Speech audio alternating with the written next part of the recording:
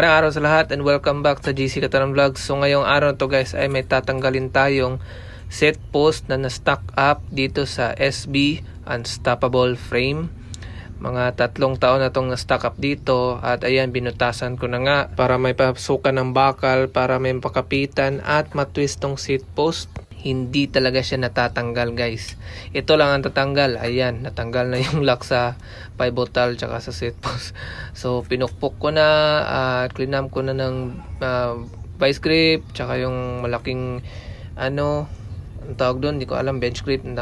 So hanggang dyan pala ang haba ng seat post na ito. At kung natataka kayo kung paano ko nalaman na hanggang doon, kasi pinasukan ko ng alambre tsaka sinukat ko, ayun.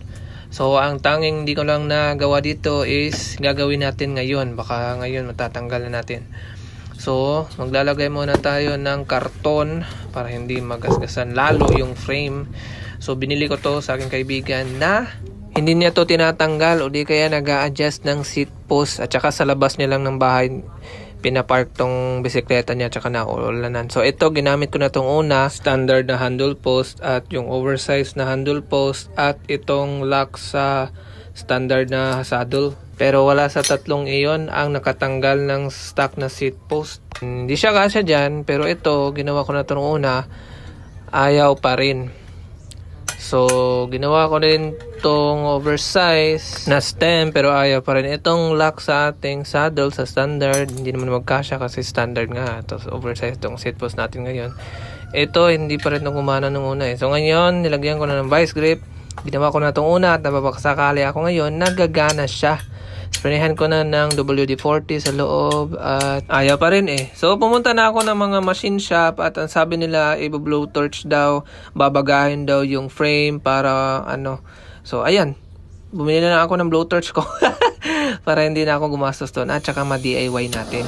So galing pala ito sa Mr. DIY din. So ayan, tayo na mismo ang mag-blow torch nito. Ang sabi dun sa machine shop is kailangan talagang magbaga yung tubo. Pero para sa akin, madadamage yung frame eh.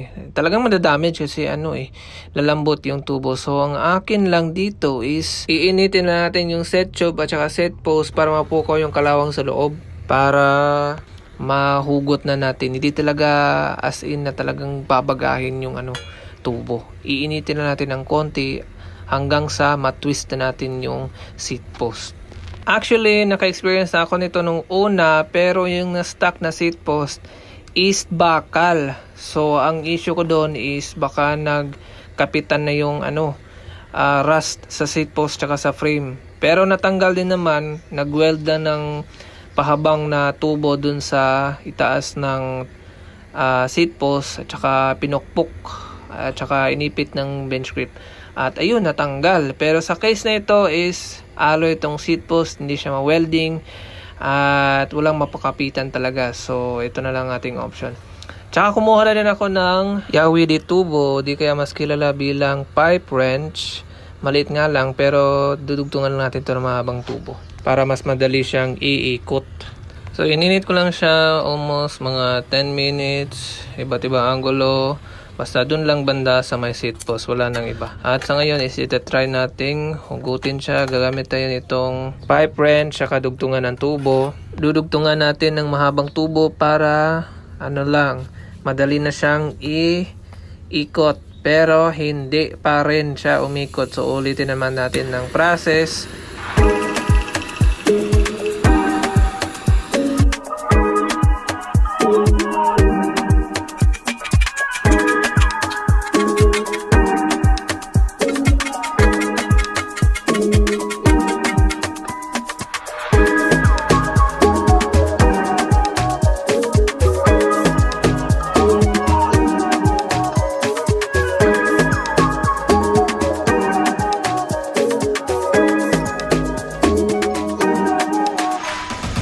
At nung inakala kong umikot na, hindi pala.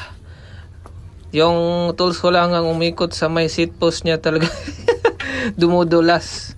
So ulitin naman natin ang process.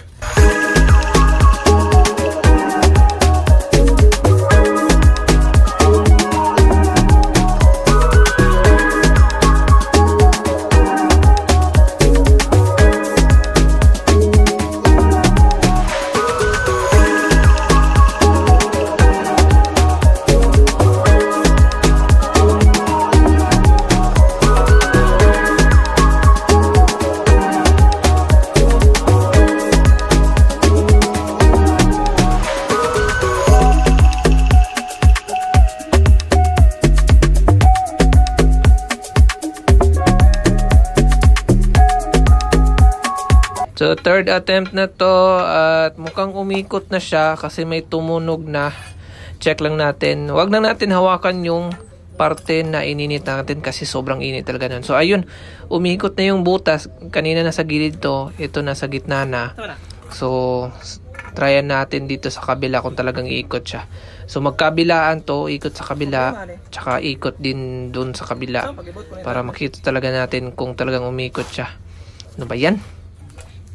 So dito na naman na part, ikutin naman natin ulit. Nilagyan ko pala ng oil papasok para makatulong naman. So ayan, umikot talaga guys.